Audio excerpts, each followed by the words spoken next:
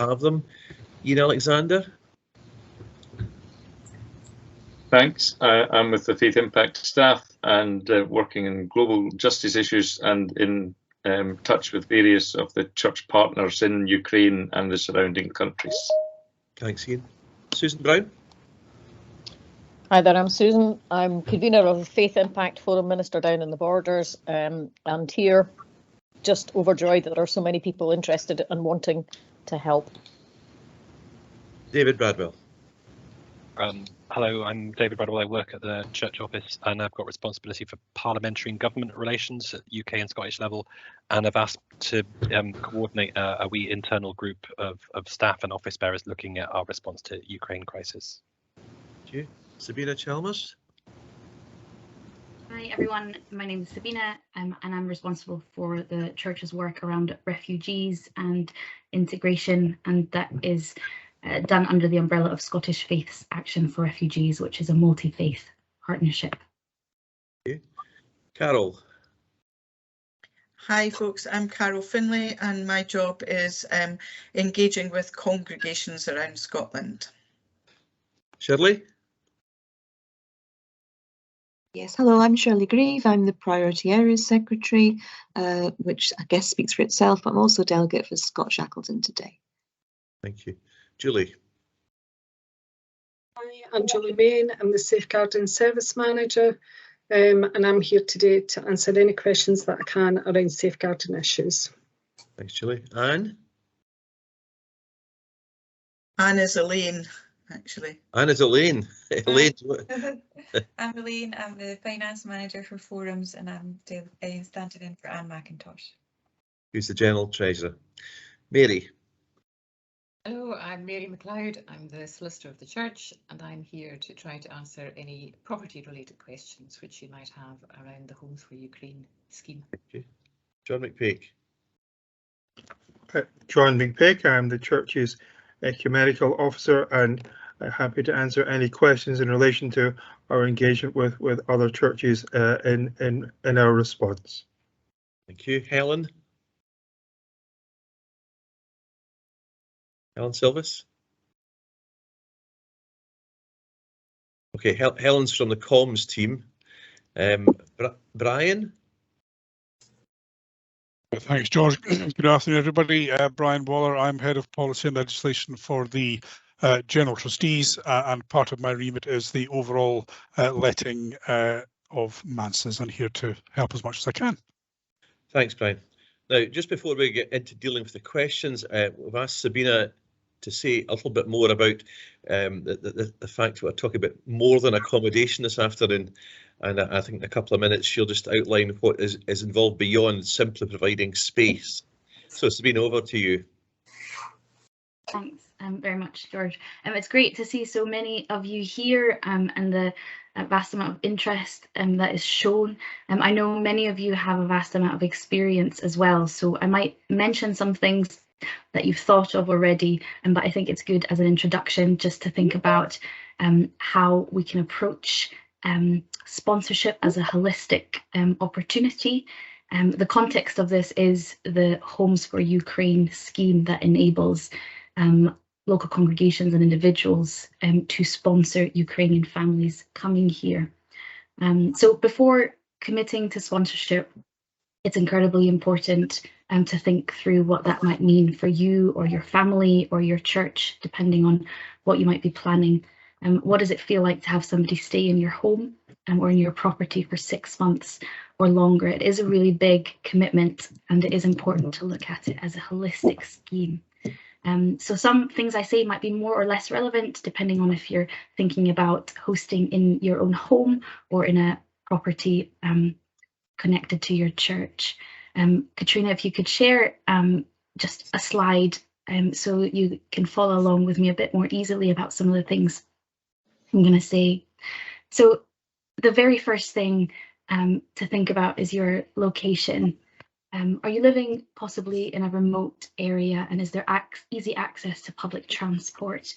A car, if not, a car would be essential, but many people might not actually have a driver's license to use a car. So thinking of people's integration and Ukrainians living in your local area, how easily can they get themselves to appointments, to a job centre, to a school? Are these things close to your area or not? Which services are generally available in your area to offer support? The second thing to think about is your own living situation. If indeed you're hoping to host somebody in your own home, in your manse where you live yourself, how much space do you have? Do you have a space that where you can offer privacy, rest, and recovery for individual or family that you might be sponsoring? And are you willing to share all your living spaces with somebody else? Thinking of somebody who might not immediately be employed or be out of the house, but actually spend a substantial time in your home. Are you happy to give somebody a copy of your house key? Are you comfortable with social workers coming to your home and assessing its suitability and doing checks? Closely connected to that is considering your own preferences. Your personal preferences. Are you happy for people to live in your home while you're on holiday? The person you are hosting might be scared of dogs or pets. How might you deal with things like that? Would you welcome somebody who wants to bring their own pet from the Ukraine, which the government actually enables to happen? If I'm a vegetarian, I'm happy to host somebody who eats meat. Well, how do I feel about hosting somebody who smokes? Am I comfortable living with somebody who has a vastly different parenting style from myself? Living with somebody who hasn't been vaccinated? Lots of things to think about that we take so for granted when we're in our own personal space, but once we open our personal space to others, it's important to think about these things in advance. Another thing to consider is the financial impact. Sponsoring somebody might have an increase in utility bills, heating bills. Might you be willing to offer food and essential items when somebody first arrives while they're still waiting for their benefits to come through? The local authority will provide an immediate payment for families, but that probably won't be enough to cover all the costs. Think about the financial impact for a congregation. If, for instance, you need to do electrical equipment checks, any costs that might arise in preparing amounts to be available. And then think about the emotional impact sponsoring somebody might have on you and your family and your community. Think about what it is like to have somebody live with you, as I said, but also speak to every member of your family.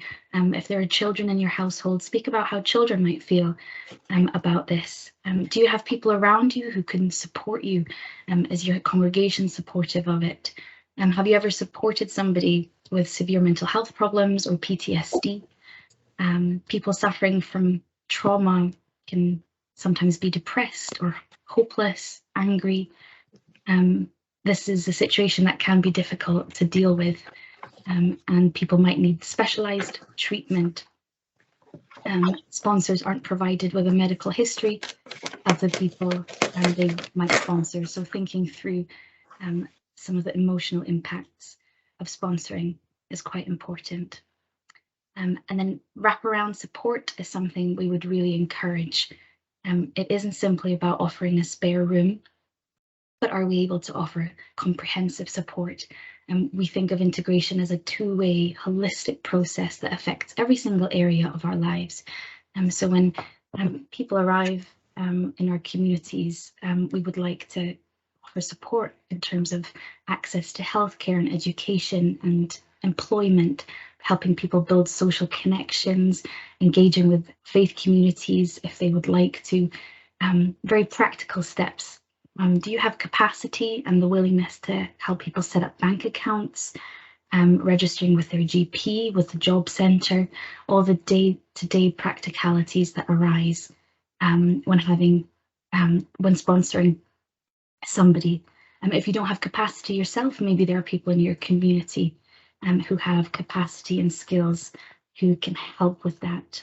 Think about the organisations that might be in your local area who you can link up with in preparation to be able to provide the most holistic support possible. You might also host somebody who doesn't speak English, so think about how you can navigate and help somebody navigate a new place or a new system where there isn't interpretation or translation support available. And the ultimate question is, how can we help support the building of self-agency and helping people to be self-reliant and offer trauma-informed support. And then 2 more short, brief points. Moving on, think about what happens after 6 months. Every sponsor is required to host for 6 months, but how can you help people move on after those 6 months? If a person hasn't found anywhere else to live, would you be willing that they stay longer than 6 months? And would you be comfortable to tell a guest to leave? If the hosting relationship breaks down, what might be emergency options for you, especially if whilst the homelessness support from the local council kicks in, it might not be possible that quick accommodation is found at short notice. And then finally, think about the known unknowns. We all know that unexpected things happen in our lives. We just often don't know what they are. But maybe think ahead. Might you want to call a new minister who might need the manse going forward? I think maybe you have an elderly parent who could fall ill, and the plan was always that they move in with you, and you might need that spare room in your house. Think through things that might come up within that 6-month or year period that could cause an unexpected situation that you would have to navigate and manage to help you prepare a bit more. So if you don't think you can offer these levels of comprehensive support, patience, privacy, kindness, that is totally okay. Hosting sponsorship isn't for everybody, but it is also an opportunity to offer a community response where we're not alone, but we come as communities of faith where lots of people can chip in and play a part. The key is that we place refugees' needs and rights and desires and hopes at the forefront and at the center of what we do. So these just initial thoughts aren't about putting you off, but simply about helping you prepare to think through a holistic approach around sponsorship. So I'll leave it at that for now and pass back to you, George. Thank you, Sabina. That was very helpful. Many things certainly I hadn't thought of in considering what can be done. We've got some questions now in the chat. That's the hands down. That's good. I think maybe we just hand over. Firstly, maybe Mary, do you want to say something? The unoccupied manse thing is a recurrent feature. I don't know if you maybe give us a quick outline. I know there's some stuff being posted on the website. So Mary MacLeod, give us your version first. Okay, thanks. Yes, we have put some guidance up on the website this afternoon, so I think the link's been posted in the chat and you can read that later. The guidance tries to set out some of the practical things that you might need to think about, I suppose, in the 2 situations where either you have a vacant manse or where a minister wants to share occupation of his or her manse with a refugee family. I think that what we have tried to make clear in the guidance is that it's very important that both the congregation and the refugee family understand the basis on which they would be taking up occupation.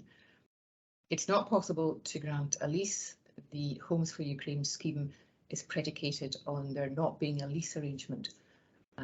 A thank you payment, as the government are calling it, of £350 a month will be paid to those making their homes available or making vacant houses available, but it won't be possible to lease them. And so we're suggesting that a very brief form of licence, a personal licence, be entered into. Again, there's a link to that in the guidance, which you'll find on the website. It is very brief indeed, and it is just simply setting out the basic terms for occupation. But it is important that both you and the family who are coming in know that, I would say, if possible, the period for which they will be in occupation should be agreed at the outset, whether it be 6 months or 12 months.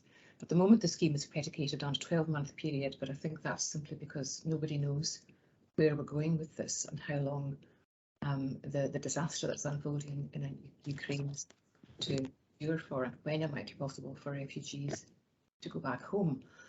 So it's impossible to know how long people might need accommodation for, but you do need to think about how long you, in your situation, can offer it.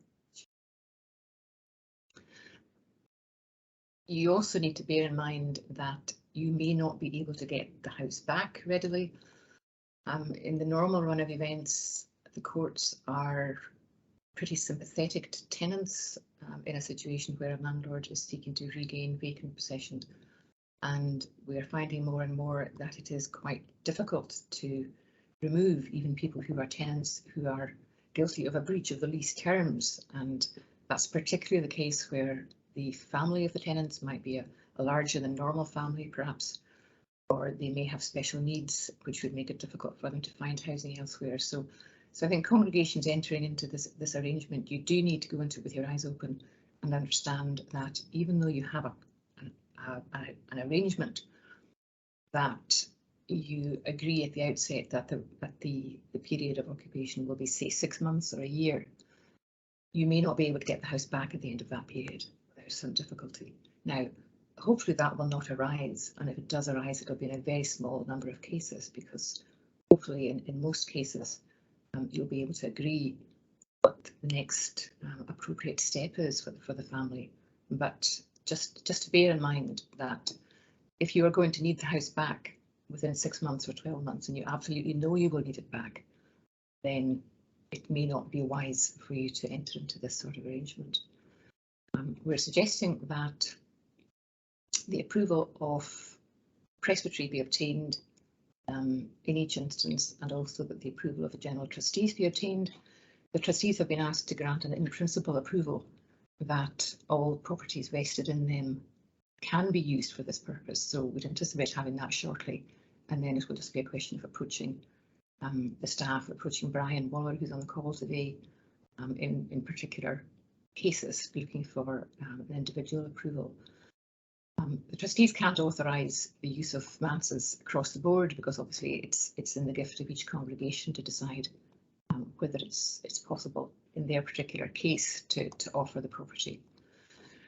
The note just covers a few other things to think about. I wouldn't refer to them all just now, but just to be aware that there are certain minimum standards that the house has to reach, that it mustn't be overcrowded in terms of the legislation. Insurance should be fine. The Association of British Insurers has confirmed that you don't need to, that there'll be no impact on existing cover where people do take in refugees under this scheme. You should, of course, notify the Church Scotland Insurance Company if you're doing that. And payment, the £350 thank you payment that will be made for people who are making houses available, that won't count towards M&M, so you just put that in your accounts as a separate item, classified as grants, I think, and that will cover that off. So that's just a very brief skip through what's in the guidance. Sorry, I meant to say at the outset that, as Sabine referred to, also the question of understanding the arrangement is really important, and if there are language difficulties, then you really do need to ensure that the family understand what you're offering them. And we're hopeful that the Association of Ukrainians in the UK, who have branches in both Edinburgh and Glasgow, will be able to offer translation services if necessary. But that is a really important thing to bear in mind. So I'll stop now and try and answer individual questions if you have any. Yeah, thanks, Mary. That's been good. And as I say, this stuff is available on the Church of Scotland website if you want to look at it in detail. I think, Brian, the trustees were kind of covered in the passing there. We hope to hear from the trustees in a general way. Yeah. Thanks, George. Yeah, I can bring, and Mary mentioned it there as well.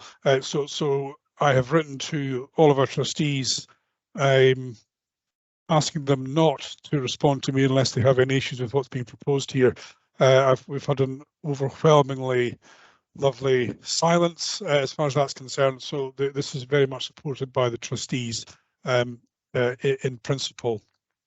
I might add that on the chat, I noticed that's been picked up by David actually, that Gordon's asked the question, is there a policy the GTs have for, if you want to call it, letting manses for non-commercial? Well, this is the policy. We're in it now.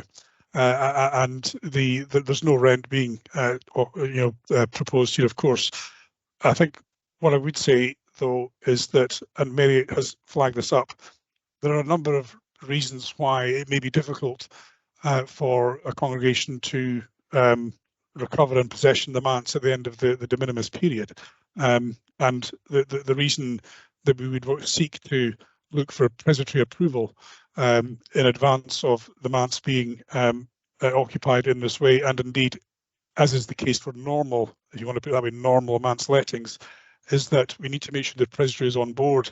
If the building is has a particular route that's being taken in the presbytery mission plan, which are all about to be submitted in the coming months, then this may put a spanner in the works.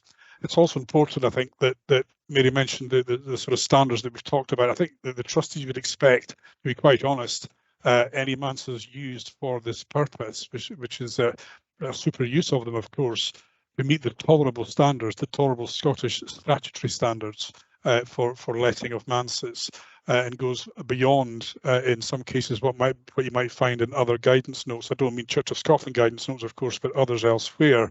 And we're talking about electrical installations, smoke, fire, carbon monoxide detectors, sufficient heating, etc., etc. And it will be up to the congregation in question when the building comes up for potential use in this way to make sure that these minimum tolerable standards are met. My department can assist with that in terms both of providing guidance about what tolerable standards actually are in housing, but also I'm pleased to say so supportive of my trustees at this morning's meeting of the principle of what is happening here is I've been asked to let you know that in selective cases where it needs to be done, the trustees will assist both in practical terms and in financial terms to a degree where a building, an otherwise good building, would need to be brought up to the tolerable standards to allow a refugee family to take occupancy. So that's there as well. Again, it would have to be done through the presbytery, I'm afraid, but I'm rather hoping that the presbytery and some will be maybe represented here. Each presbytery will find a way to expedite matters as far as that's concerned. So this is the policy. Thank you, Brian. That's very helpful. I wonder if it's a slight change of tack. A question from Peter Johnson saying in our council's website, that's Aberdeen City, it specifically said they have nothing to do with the Homes for Ukraine programme, which is the government scheme, the UK government scheme. Should this be a worry? I wonder if David Bradwell wants to say a wee bit about the sponsor arrangement and our dealings with not only the UK but the Scottish government and their particular initiative. Yeah, thank you, George, and thank you, Peter, for the question. It's my understanding that the Homes for Ukraine scheme is then a direct arrangement between a person who has a house or a spare room and the UK government Department for Levelling Up, which is running it, which means it kind of cuts out the role of local authorities in direct placement. I think it's still very early days in the scheme, and I think a lot of local authorities are asking the kind of question about what additional support people might need, say, for social work or education or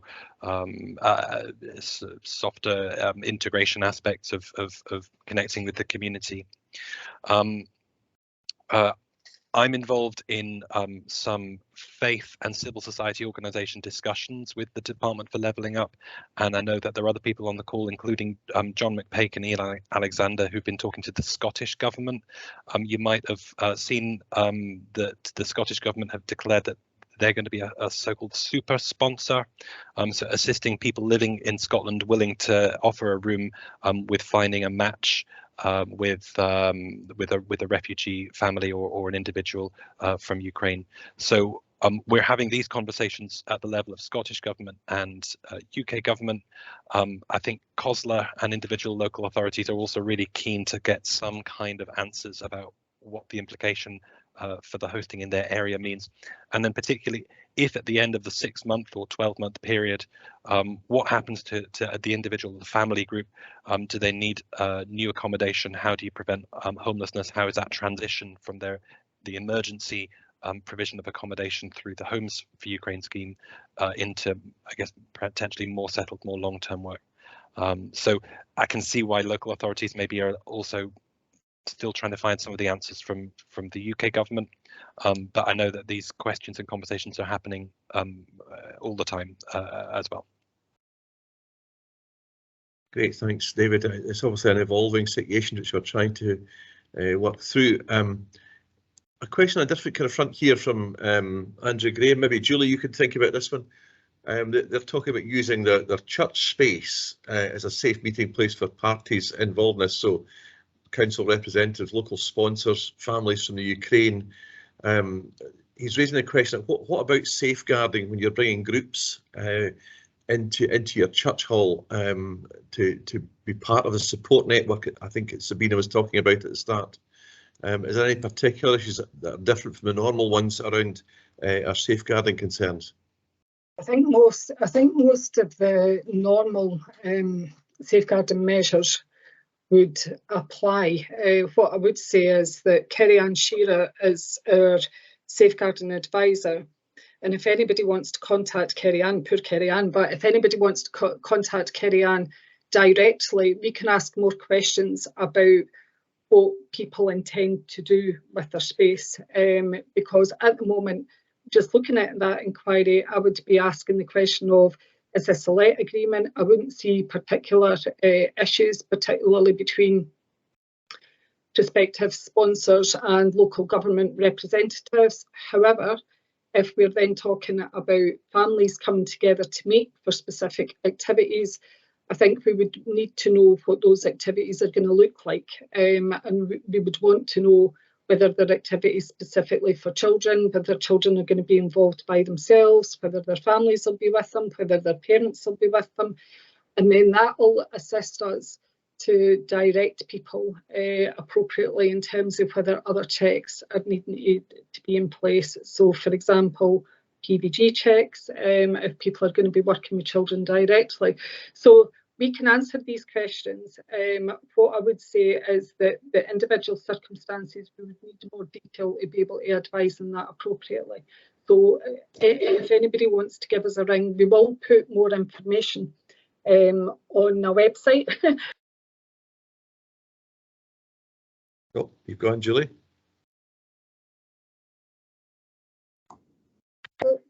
Sorry, I don't know how that happened, but we will put more information on the website akin to frequently asked questions, so that we can cover some of these issues for people. But folk can phone in and we'll be able to discuss individual circumstances as well. Okay, thanks, Julie. There's a question here about using premises other than the manses or houses, indeed, which is we've covered a bit of. Somebody asking about, can they use part of their church hall, spare space in there? I don't know, Sabina, you maybe want to come back in that one just as an issue? Can I maybe just jump in? Oh, George, please, yes. To say that I think that wouldn't be on. Well, I think that saves an extended discussion. It would have to be accommodation that would meet the basic standard of accommodation that the Scottish Government has set for Scots, and I think that you wouldn't be able to put somebody up more than overnight in somewhere like a hall. And the Scottish Government has set up, I think, a number of welcome centres where people will be housed very briefly when they first arrive in the country before they're moved to hopefully they're semi-permanent homes. So no, I would say you should not be putting anybody up in a church hall. And just also to pick up one of the other very helpful comments in the chat, the suggestion that there be a central translation of the proposed license agreement for people to be asked to sign. I think that's a very good suggestion, and we'll act on that. Thank you. Good, right, we'll take that one away. I see a question from my own minister, so I better read it out. Can I clarify when churches might be a sponsor under the UK scheme? If not, when? And are they likely to be a route for finding homes below ScotGov as super sponsor? David, I know we've talked whether the church itself could be a sponsor, and Sandy's maybe asking about local church being a sponsor. I don't know if you have things to say about that. Only that I was looking at the Homes for Ukraine government webpage earlier, and there's now an option for signing up as an organisation or signing up as an individual. So I think it may be possible for a congregation to sign up under the organisational route. The first question it asks you is a very specific one: is are you looking to look after an individual or a family group? So I think it's at the level of someone who has accommodation available. So the idea of doing it as a congregational level thing seems appropriate to me. I think the question as to whether the Church of Scotland nationally might seek to have a role as some kind of intermediary sponsor, whether that's either through a matching process or a supporting process or an engaging with the government. We're considering it. We're looking at all the options. We're looking at what that might mean, and if and how that might add value, but also then what kind of resource and capacity that might take in terms of central administration. But we're certainly looking at everything about how we can make things work as best as possible. Thanks. There's two questions about ministers letting someone who are in a manse, allowing a Ukrainian family to share the manse, or Ukrainian individuals to share the manse with them. I don't know if there's anything specifically different either from Mary or indeed from Sabina around that question. So it's rather an empty house. It's using some of the spare space in a manse. Would anybody like to particularly comment on that? Is there anything that's not been said that should have been said? I don't think so. I think Sabina's referred to a lot of the issues that you need to think about before doing that, and yeah, there's no different issues to consider. You probably still want to think about giving somebody an agreement. You need to decide with the congregation how the thank you payment of £350 is to be handled, to be brutally practical about that. But other than that, I think the main issue will be safeguarding issues, which Julie will offer more advice on, I think. Julie, you see your hand up. Yeah, I was just going to say the safeguarding issue, for me would be around ministers, people visiting ministers' houses, if people are going for pastoral support, etc.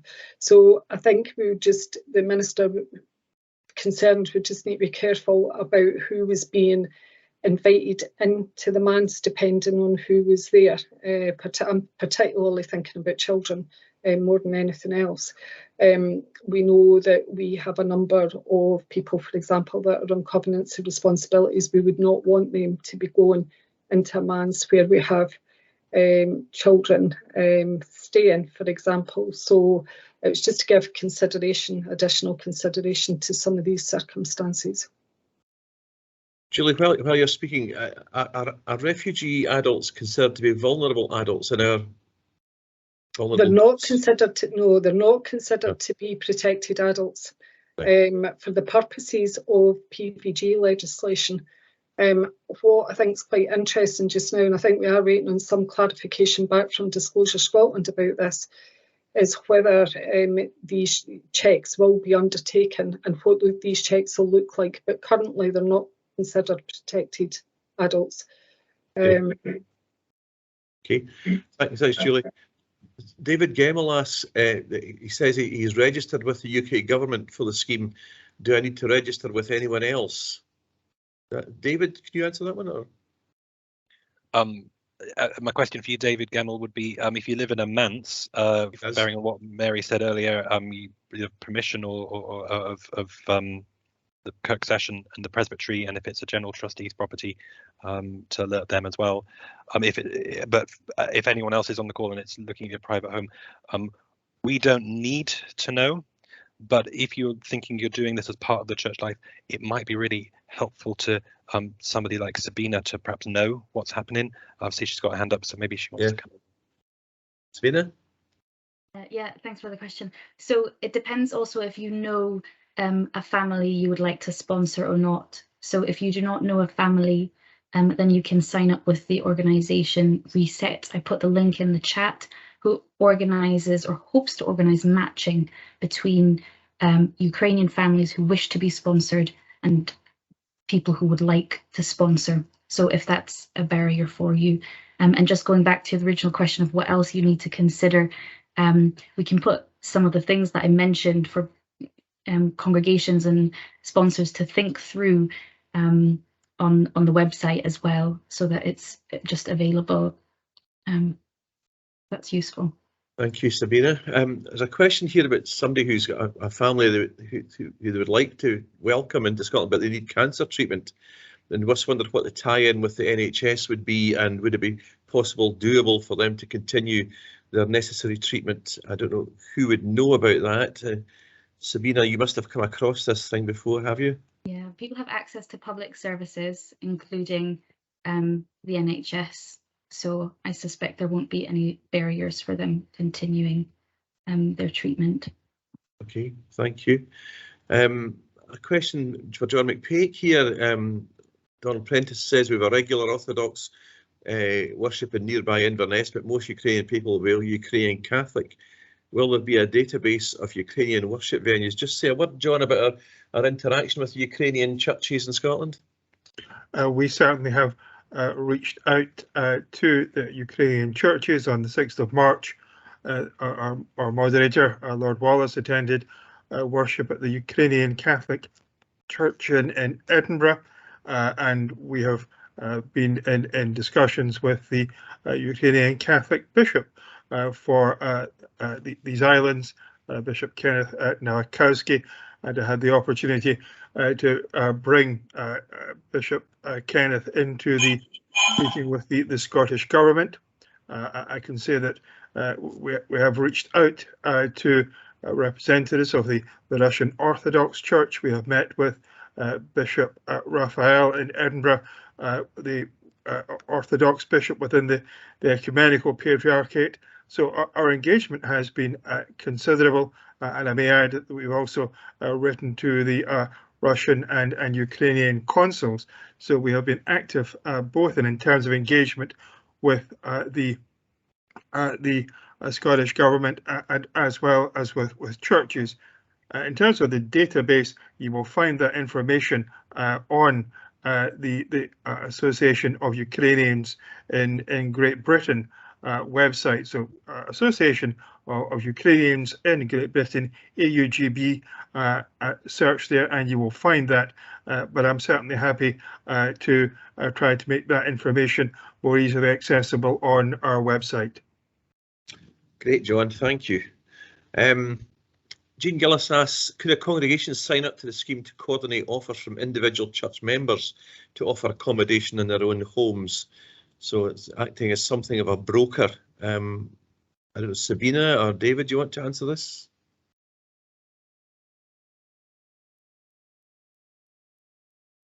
Or neither of you? I don't. Oh, sorry. I don't know the. Sorry, I don't know the exact answer to this. To sponsor as a individual sponsor, to sponsor a family, you will have to sign up as an individual and also include a named individual who you would like to sponsor. So as far as I'm aware, I don't believe that a congregation can register on behalf of individual sponsors. Because you would also have to enter the criteria for every individual home, how many rooms are available, how many people you are able to host. I can post, actually I'll do it now.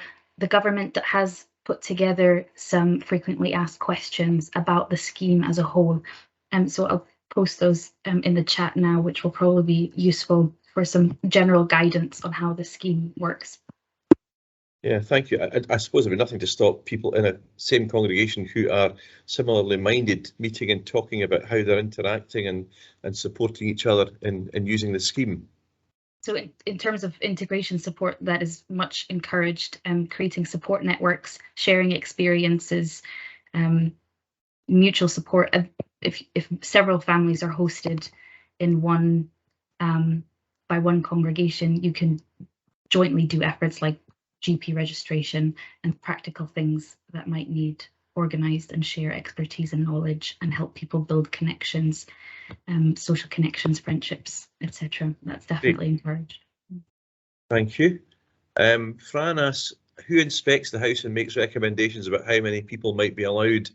Would they give permission contingent on some changes being made? Will there be ongoing oversight of the placements? Who will do that? And so there's a kind of property thing about land standards. Brian, do you want to say briefly a word about that?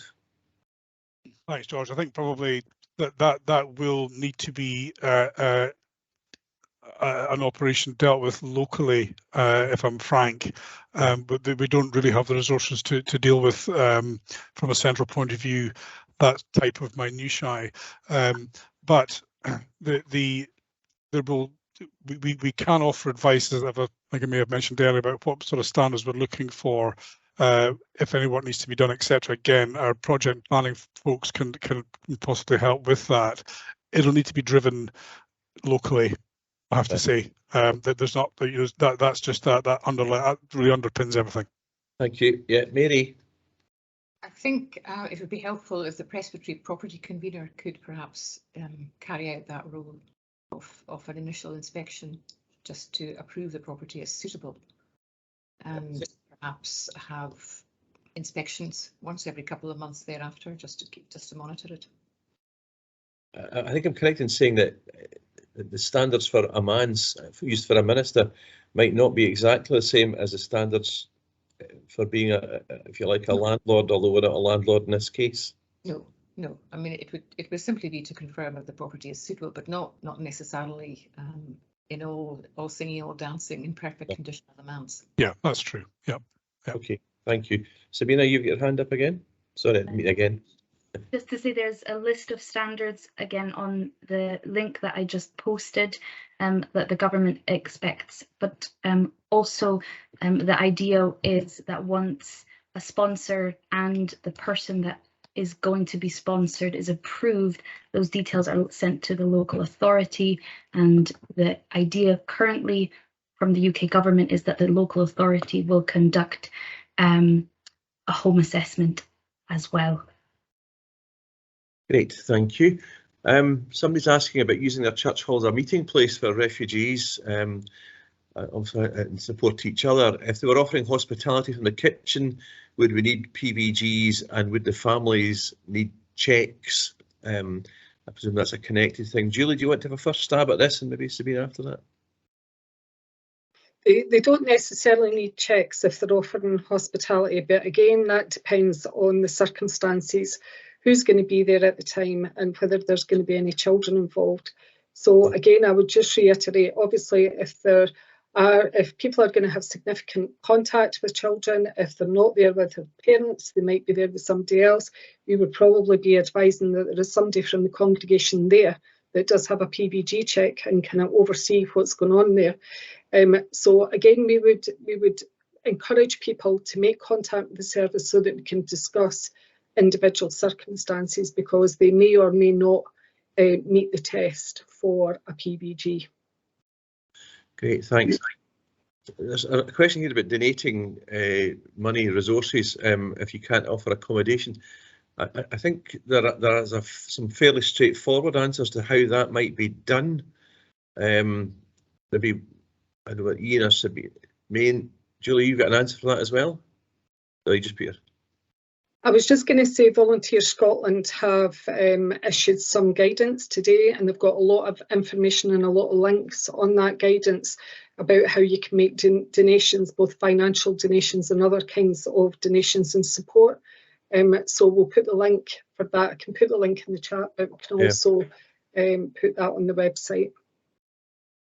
Ian, Alexander, do you want to say a word about what we've been doing with the Hungarian Reformed Church? Yes, thanks. The Hungarian Reformed Church has an aid agency, and because the Hungarians, and I'm sure you all remember the Treaty of Trianon in 1921, because Hungary used to be 2/3 bigger than it is today, there are Hungarian diaspora in eastern Romania, in eastern Slovakia, and in western Ukraine. So the Reformed Church aid is active in both Hungary and these 3 other neighbouring countries. And so the generous response that the Church of Scotland congregations have given and individuals have given, we've sent 75,000 out already. 50,000 is staying with Reformed Church in Hungary aid to work with their partners, and 25,000 has gone directly to into Western Ukraine to the church in Transcarpathia. And Susan Brown and I visited there a few years ago and saw some of the diaconal work in bakeries and old folks' homes and youth work that they were undertaking. And they'll be using all of these different facilities that they have in Western Ukraine to support the refugees coming from further east, but also supporting the ones coming out through Romania, coming out through Slovakia, coming out into Hungary as well. So it's a tiny church, and one of the things that the bishop has been trying to emphasize is that, yes, there's a lot of practical support needed, but he has been really keen to urge his pastors to stay in the area and to engage with the people, because he feels that not just the practical but the spiritual support that people need is also great. And I was in a call just immediately before this one with a group of church people from different parts of Europe, and we had on the call a woman from a church project in Lviv, near the Polish border in Ukraine, and she was saying that one of the things that they're looking at is how to deal with some of the traumas that people are experiencing. And I know that some people in Scotland have offered, but of course the challenge is, do you speak Ukrainian or Russian to be able to engage with people in any kind of counselling or trauma support? So there's tremendous things that the churches and church agencies are active in there, and which the money that's coming directly from you into the Church of Scotland account and is now going straight back out to support people working in the front line there. Thanks, Ian. Carol, I think you want to say something about the DEC and maybe a bit about the other 7 things you can do, which I know Scottish Faith Action have.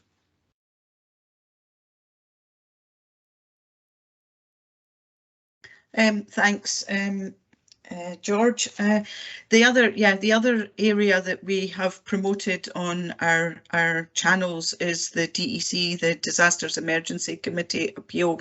And normally when there's a DEC appeal, we would promote that. The moderator has promoted that along with the RCHA appeal.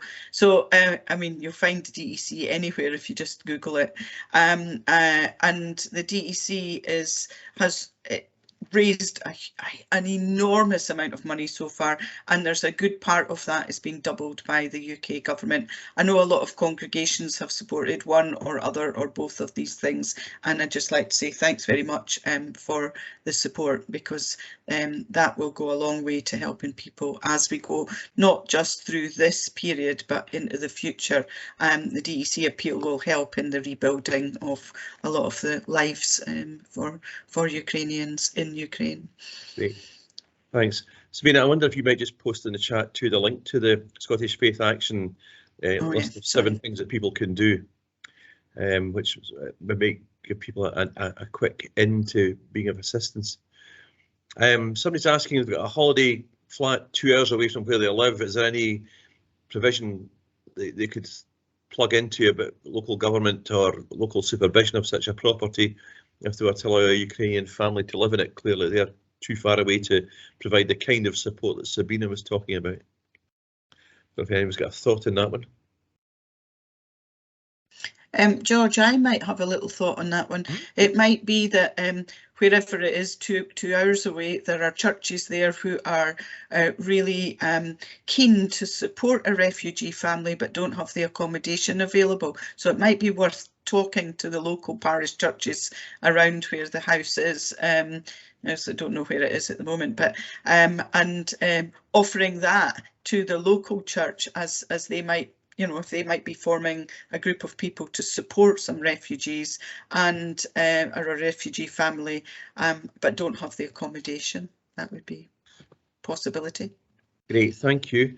William Wilson asked about our political engagement and any reservations we might have about the scheme being organised by the UK government. What's the Faith Impact Forum's position, and have they expressed any of the reservations they might have? David Bradwell, our parliamentary officer, I'm sure can sum this up. Yes, we have indeed. The General Assembly last year was took quite a few quite strong statements on the UK government's treatment of asylum seekers and refugees, and we have been making repeated interventions and contributions both in the media. If you look on the Church of Scotland website and you search for Nationality and Borders Bill, which is the legislation that is currently going through Parliament, you'll see a number of stories about some of the things that have been said over that time. Yeah, so it's something that we can do. I know that I think Susan Brown is also on the call, and you know, she is the convener of the Faith Impact Forum. I don't know, she's not said anything yet, so I just thought I'd drop her in it as well. Please. That's because you can say it so much better, David. We've also expressed concerns about the Human Rights Act's bill and lots of other things just now that feed into this whole notion of welcoming and whether we are or not in actual fact. Great, thanks, Susan. We question from Catherine Taylor asking Sabina, do you have any views about the already existing government refugee scheme which allows groups to raise 9,000 to support a refugee family in their community? I know I'm talking to a Quaker colleague the other day, and she said she reckoned she would take a refugee from anywhere because it would create a space. Sabina, do you have any comments on these existing schemes and how they tie into this? So the existing scheme is called Community Sponsorship, which is spearheaded by two organisations, Citizens UK and Reset, which I would encourage you to look into. That's a well-supported scheme whereby a community supports a refugee family to be resettled in the UK. There's comprehensive support for such a scheme, and it's a real community effort. And this is the Home for Ukraine scheme is based on similar principles, although not quite. What the community sponsorship scheme enables is for congregations to welcome somebody from a different nationality as well, where the need is the greatest.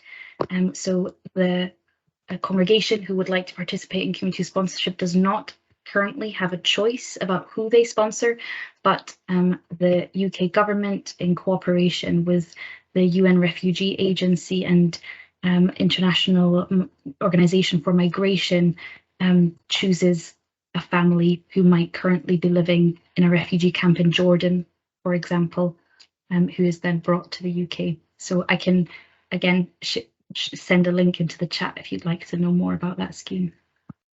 Yeah, I think as much as we can offer here is good. We're nearing the end of our time. John Orr's asking, when will this webinar be posted for members of our group to watch who are working today? I don't know. Katrina, can you answer that? Carol, yeah.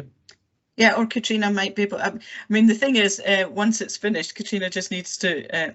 She will, and thank you, Katrina, for all your behind the scenes stuff. She'll make it ready, and we'll get it posted as soon as we can. So that'll be in amongst our Ukraine stuff on the Church of Scotland website. There's a bit on the home page, which takes you further in. Yeah, it'll probably go up on our Church of Scotland YouTube channel and linked to the website. Brilliant. And if Helen's here, I would just check that's right. Helen? She must have gone again. Yes, I can do that. No, I'm here. I'm listening. Yeah, the Ukraine page hopefully will have all the important things on it. All the links we need. Great, thank you. Liz is asking, is there a church contact with the Glasgow-based Positive Action Housing Room for Refugees? Sabina, is that you again? Sorry to keep putting you on.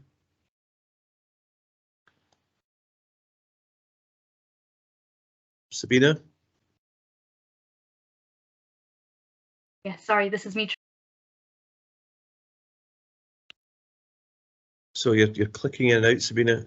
Glasgow-based positive action housing rooms for refugees.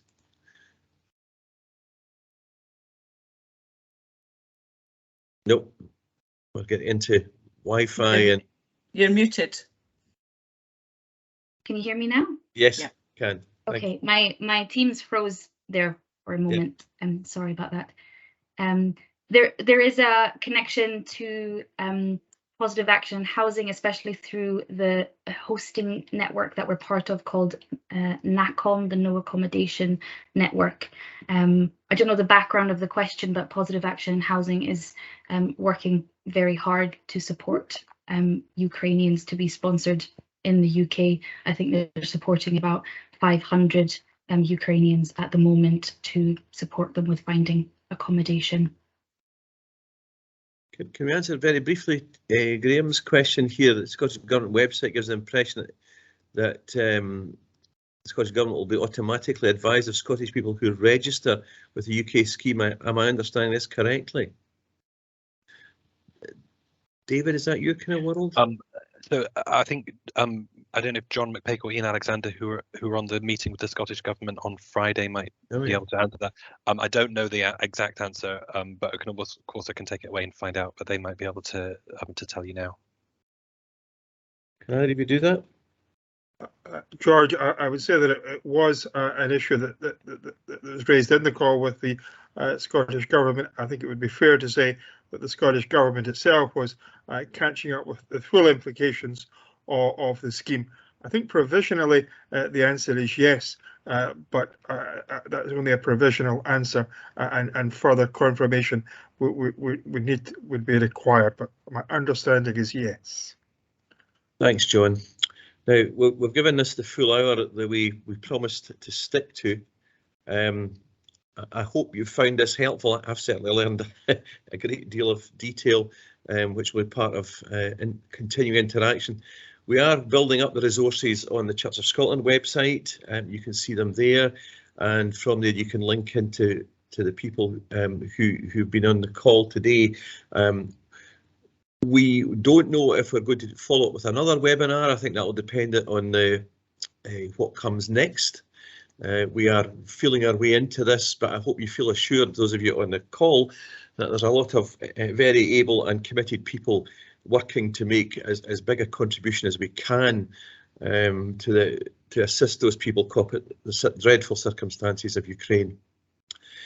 I don't know, Carol, you've unmuted, which is usually a sign you want to say something at the end, is it?